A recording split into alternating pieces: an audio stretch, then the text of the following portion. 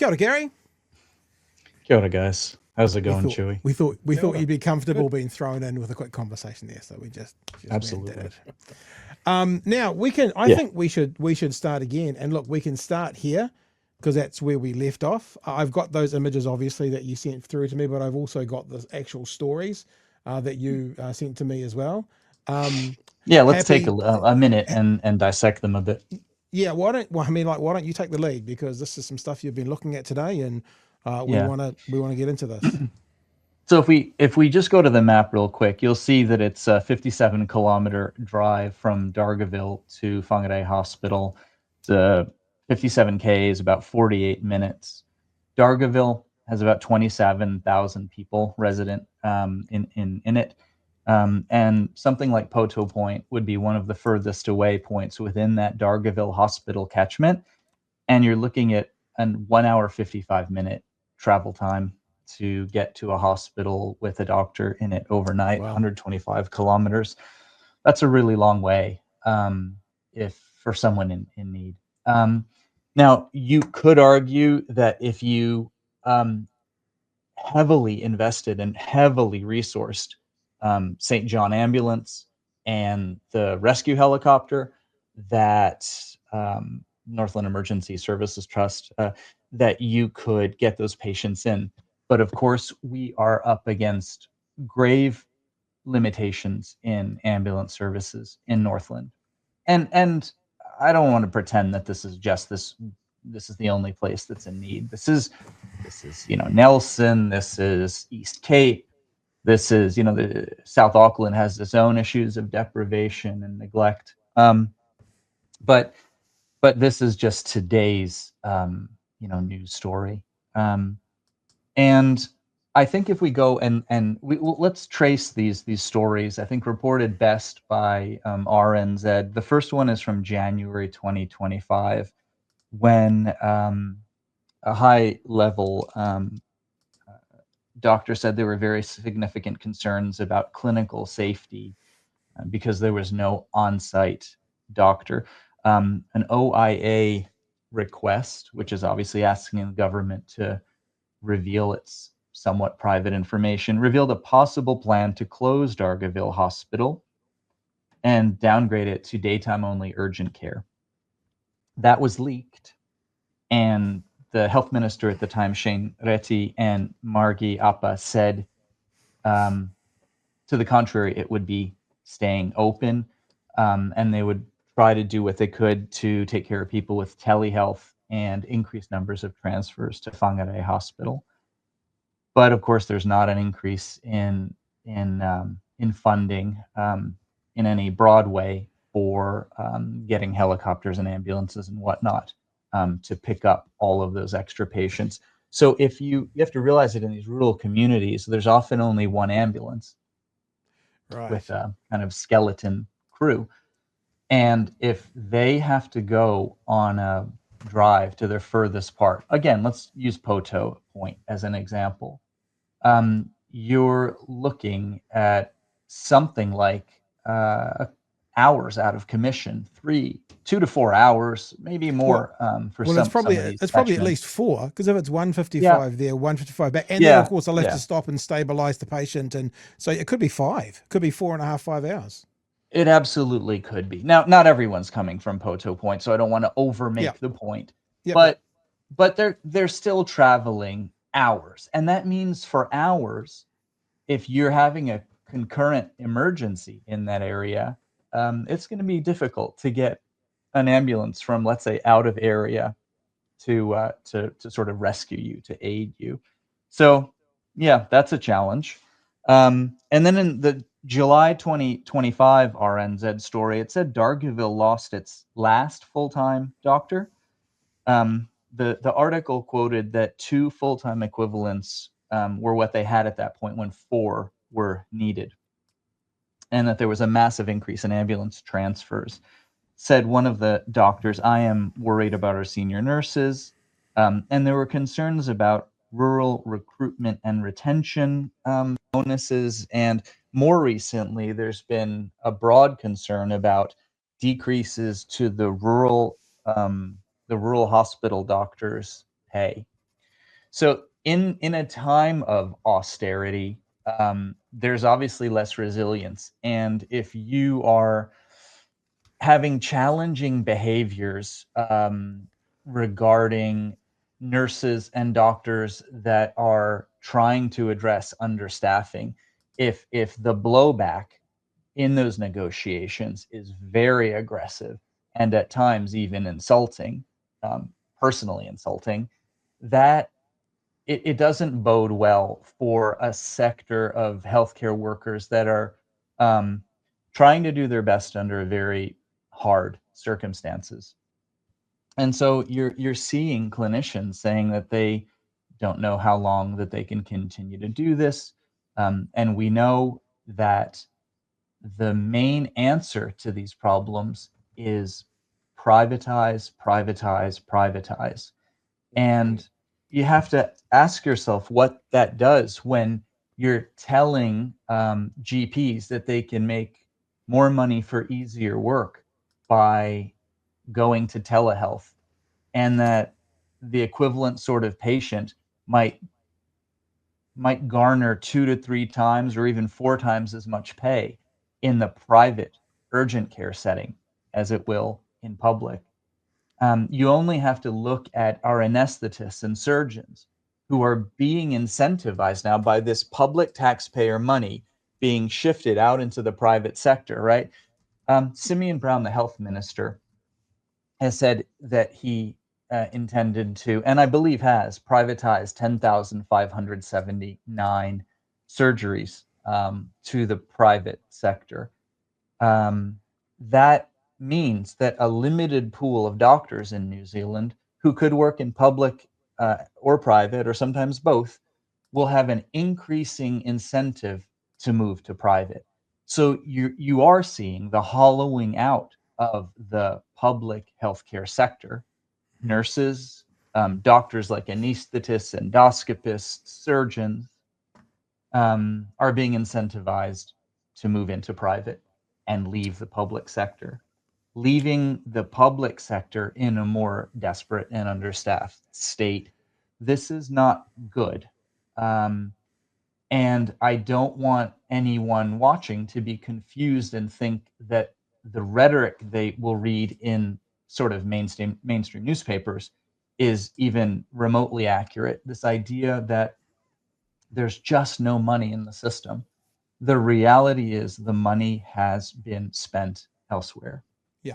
19 billion on tax cuts, and the hundreds of millions I've talked about for tobacco companies, the $2.9 billion for landlords to enable them to have more affordable mortgages.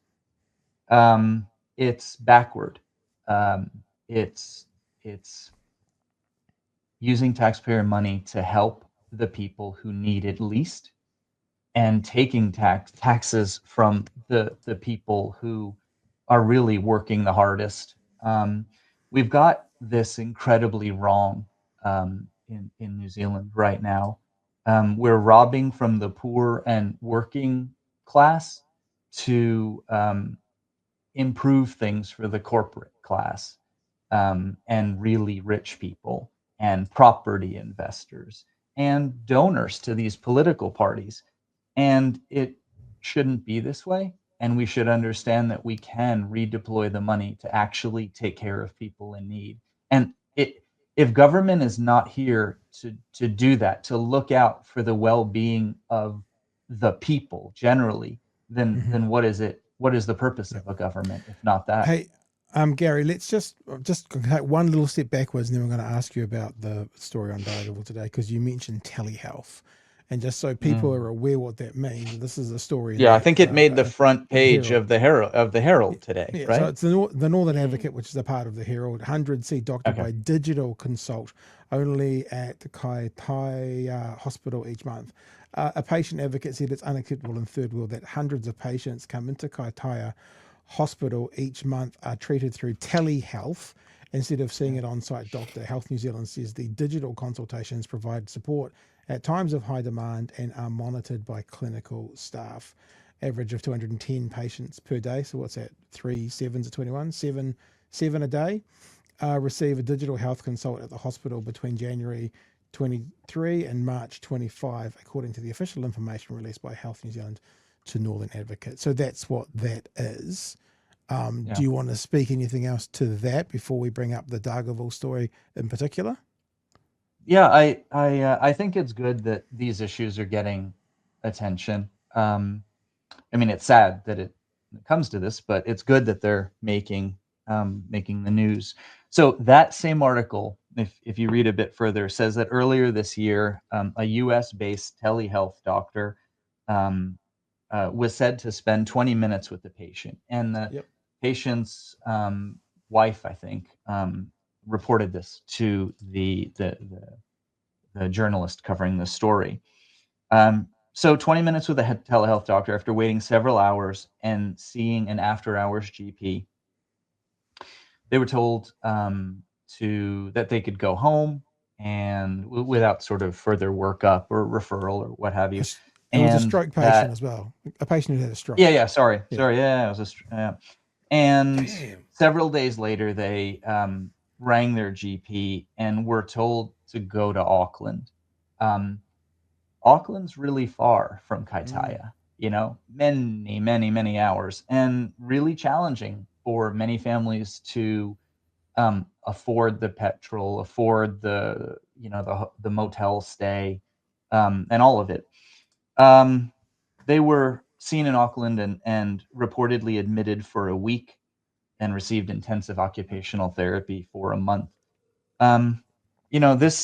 This is just one case. It's just a highlighted case in the article, but we are hearing from patients that they're having to go make incredible treks just to get primary care, let alone specialty care.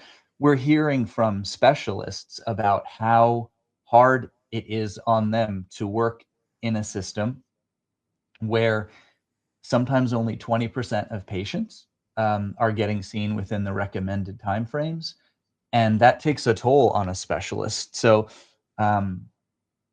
if 80% of your patients are falling outside your specialty's guidelines and you're feeling like you're not able to deliver standard of care, and you're seeing people at 6 months suspecting that the cancer you are picking up at 6 months could have been dealt with, it could have been dealt with at an earlier stage if they had seen you within 4 to 6 weeks.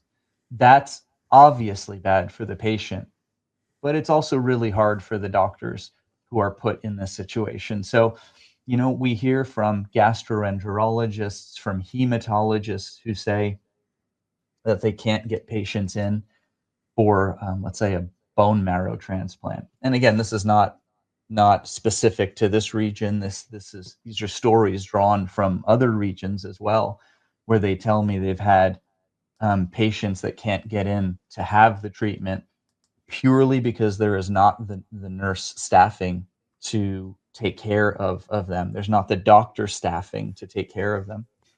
And they come in after 6 months, no longer able to qualify for the treatment that might have helped them because the disease has now progressed. So that's taking an awful toll on people.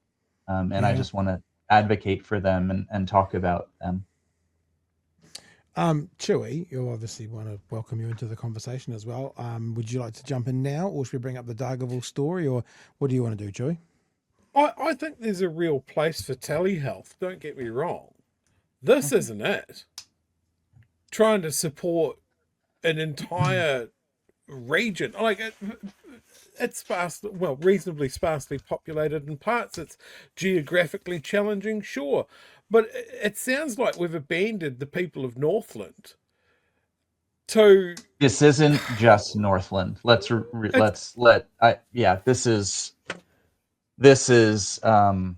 is much broader than just Northland. Yeah. But in some to some degree, we are canaries in the coal mine. So you sort of see it worst in places that are neglected and forgotten about. So, also it's horrible. Maybe we're talking Northland as well to move into this because of this other story. That Dargaville Hospital patients asked to sign consent forms on having no on-site doctor. So patients been asked, could you just sign this that you're okay with no doctor on site? Some headlines from the story: Dargaville Hospitals asked patients to consent in writing to having no doctor on site overnight. Health New Zealand says it's safe for non-acute patients, which of course raises the obvious question, what about the acute ones? Former clinical manager says risks are being ignored. Local doctor blames Health New Zealand for crisis staffing situation. Also, as we said earlier, I got some advice today that this is actually not legal. You're not allowed to sign away your rights when it comes to healthcare. It's like, even if you sign a document, it doesn't absolve the other party. It's you can't be let off. The hospital can't be let off, or the health system, so to speak. But Gary, have at it. So I guess first I want to say that the people that are having to make these sorts of decisions, even in management roles, are placed in a very difficult bind. I don't believe that anyone in the health system anywhere, not just in Northland, anywhere, is doing this to intentionally hurt anyone. They are like many of us in the public system. They're trying to do the best under the constraints that they've been given, the hand that they've been dealt. And so if good people are trying to do this, like the doctor in the article mentions that this is an attempt to provide informed consent to people, to just keep them in the loop, to tell them what's going on when they might have had expectations that you're coming to a hospital, you expect it to have a doctor if something goes wrong. Like, this concept of doctorless hospitals is new for a lot of people. A lot of us might argue that you aren't really a real hospital if you're doctorless. But the place that the mid-level staff are coming from, I think, is a good one. But from the top, they're being made to work under really tough constraints. And you can see in that earlier article that I was quoting from, essentially, well, let's stick with this one. The former clinical director for Northland's Rural Hospitals, Dr. Pragati Gautama, who resigned last year in frustration, said the consent form put patients and staff in a difficult position. Is it informed consent? She said, because the person arriving is unwell and now has to sign a pro forma on where to stay, and I question if they really know how unwell they are. So I just attended a medical course a couple days ago where we talked about informed consent, and it was interesting because they felt you couldn't do informed consent with a patient in the ante room of a surgical theater or in the endoscopy suite. Once you get them there, it's a little bit late. They're constrained and a bit limited in their options. Informed consent should be given freely, right? And this raises concerns about whether you can actually do that when you're saying, yeah, I'm okay with a nurse helping me and telehealth on a video screen helping me. There's a lot that goes into that decision. And yeah, I feel sorry for everyone involved in this, to be honest. So this doctor was saying, I don't believe it's fair on the nursing staff who are left with no on-site support to manage quite complex patients. Her advice, so this doctor's advice, was rejected, reportedly at the direction of national leadership. I want to emphasize that I don't think anyone's blaming local mid-level management or even upper management for these issues. This is it's a decision. It all comes down to money at the end of the day.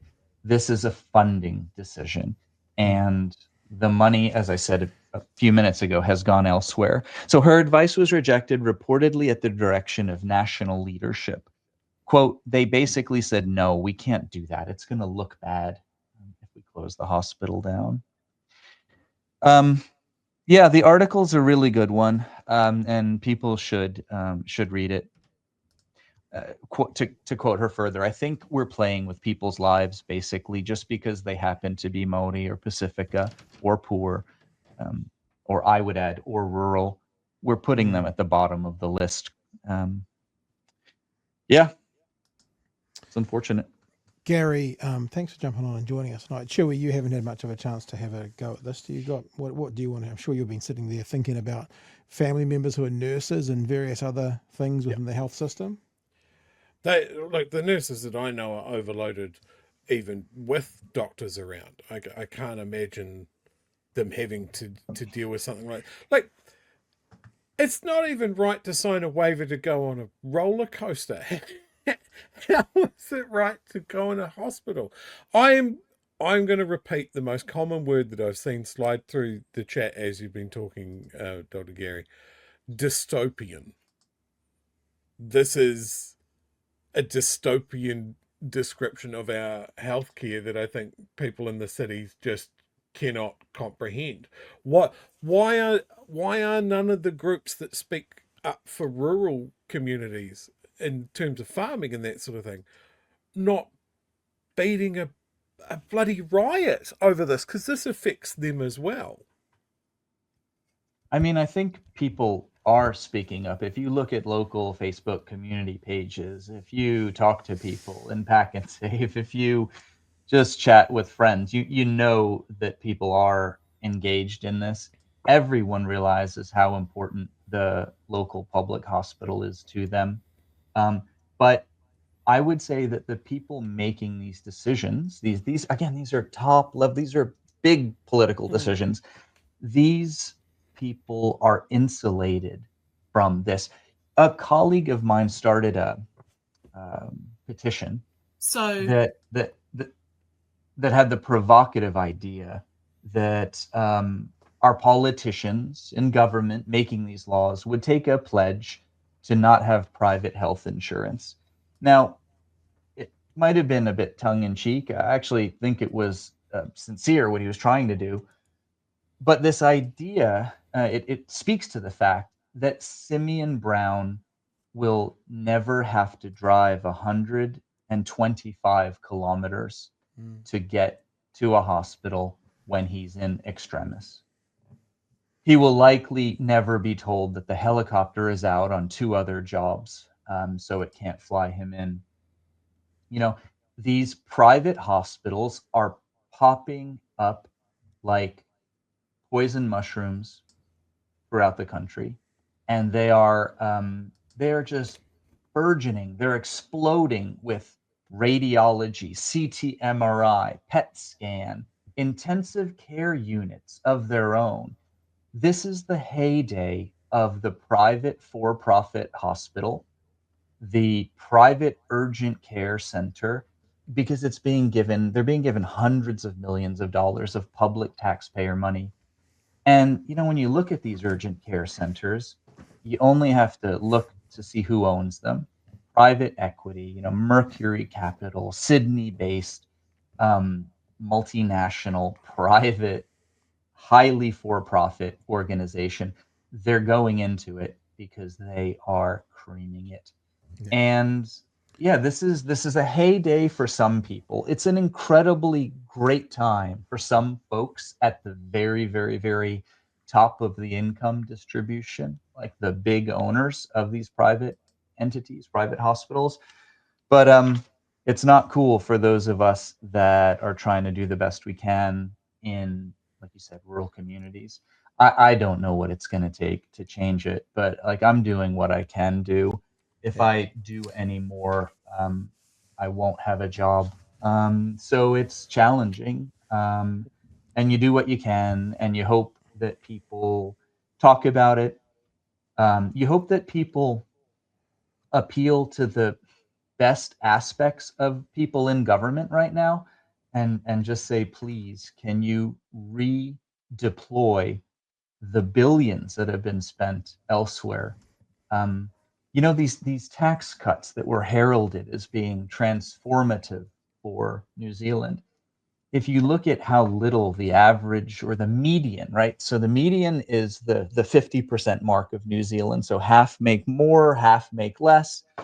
So if you look at the median worker and you plug in the numbers of how much they were going to get in lower taxes, it's a pittance. It's $13 or $21 a week or something like that. And you just think, have we eroded public services so badly simply to enrich corporations? I mean, that's what it looks like from my perspective. I don't hide that. Like, I do look at it with a jaundiced eye, and I think it is absolutely a rotten thing to do. But more people, perhaps voters of ACT or New Zealand First or National, really need to be talking to their parliamentarians, their representatives, and saying, guys, please redeploy the money. Please redeploy the 2.9 billion that's still going to landlords, and use that money for healthcare, for public education, for lunches for public school children, whatever, for the people, for regular people. Yeah. Because it is hard out there for your average person. Gary, you were saying that you're doing what you can. One of the things you're doing is your podcast. Do you want to tell people about tomorrow morning with Ali McDougall talking about Paiora? Yeah, I always find it awkward kind of plugging anything I'm doing. Look, I write articles on Substack, which are long, that talk about these things. I will go anywhere and talk to any community group that wants me there. So if you think any of this could help move the dial one iota, I'm happy to come and talk. Based on a couple good interactions we've had on BHN, I had the opportunity for a big, hairy network to back me, and just assist me with the technical aspects of a podcast, which I have no technical ability in that regard. But you've been great. We have the Frontline podcast, which is trying to talk about how to build a better nation, how to build a fairer and more just society. What does that actually look like? What things do you have to do to get there? How do you protect public services, especially essential public services and workers' rights and all of those related things? I don't even know how to describe this show, Pat. Like, it's trying to fight a government that seems hell-bent on degrading the public sphere and civil society to the benefit of the extremely wealthy, who are thriving in this time of austerity and recession and cost of living crisis. It's not being felt the same by all the elements in society. Some folks are doing amazingly right now, aided by government policies, and that's got to end. So I don't know, was that even a plug? Yeah, if people want to follow the Frontline, they can. We talk about every week, or sometimes even twice a week, we're talking with people like Ali McDougall, about changes to the Paiora Healthy Futures Act. She's started an organization that is trying to move regular people so that they understand what they're losing. More gags on healthcare workers, preventing their ability to speak out. Some of the economic, the workers' rights changes that have made it unable for doctors in the public sector to file a personal grievance. Like, that's what's in these amendments, whether it's the Employment Relations Act or Gary, Paiora. This is really important, Gary. This is really important because this is something that hasn't been mentioned. No one's mentioned. We've just had Huhana on, and we've been talking about this. No one's mentioned in the changes to Paiora the gagging of, they're basically telling doctors they can't speak out. Am I correct in that? I think that's something that we should highlight. You know it better than I. Do you want to just give us a nutshell? They can always couch this in defensible terms. But I would just point out that, so the requirement is for Health New Zealand employees to, quote unquote, uphold public neutrality when carrying out their functions. They don't go into details about what that is, but people in healthcare find it very curious that you would put employment workers' rights language into constraining them into a healthy futures amendment bill, it's essentially reiterating the fact that they want to go down this idea that if you're down this track, that if you're a public employee, your freedom of expression is constrained. There have been cases of healthcare workers being told, they can't criticize government policies, that sort of thing.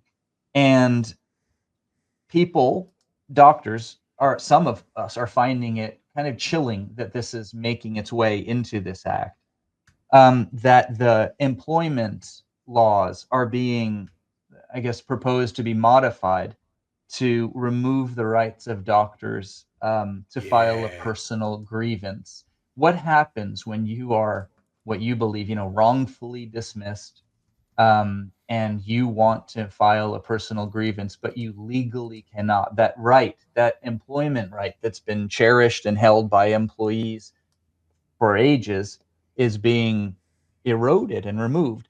They're removing in the Payinda bill, specifically in that bill, they're removing references to the New Zealand Health Charter. And that doesn't sound like much, but the charter was kind of a cool document because it talked about responsibilities to take care of people, responsibilities to staff things safely so that patients wouldn't suffer and staff wouldn't be placed in ethically untenable situations due to understaffing. So it wasn't binding, but it had this idea that we would do the right thing, that we wouldn't understaff, etc.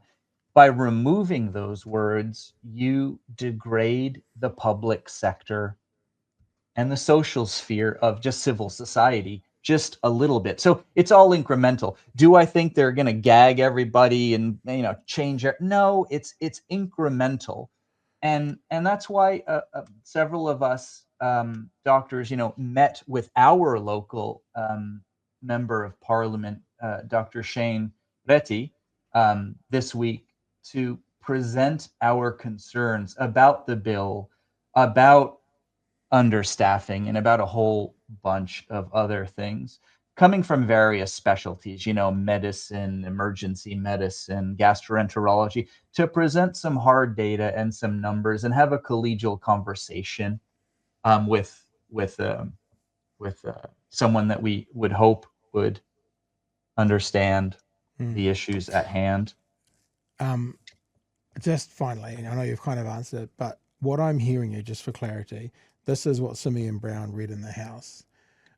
Is it fair to say that there are some within the healthcare fraternity, within the doctors' associations, when they hear this line read by Simeon Brown, we'll be making sure that Health New Zealand staff must uphold the public service principle of political neutrality and follow the public service code of conduct?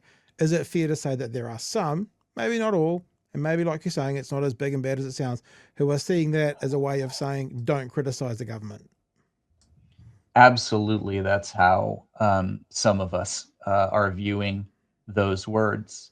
And therefore, because we know the reality, breach behind the words. It's not just words, it's enforcement actions that are happening. And it's tough. It's very hard on doctors to be placed in that situation where the medical council says they have a right to speak out on behalf of patient safety and patient care, where the Public Service Commission says they have rights to freedom of expression, the same way that, Pat and Chewie can talk about government and criticize government.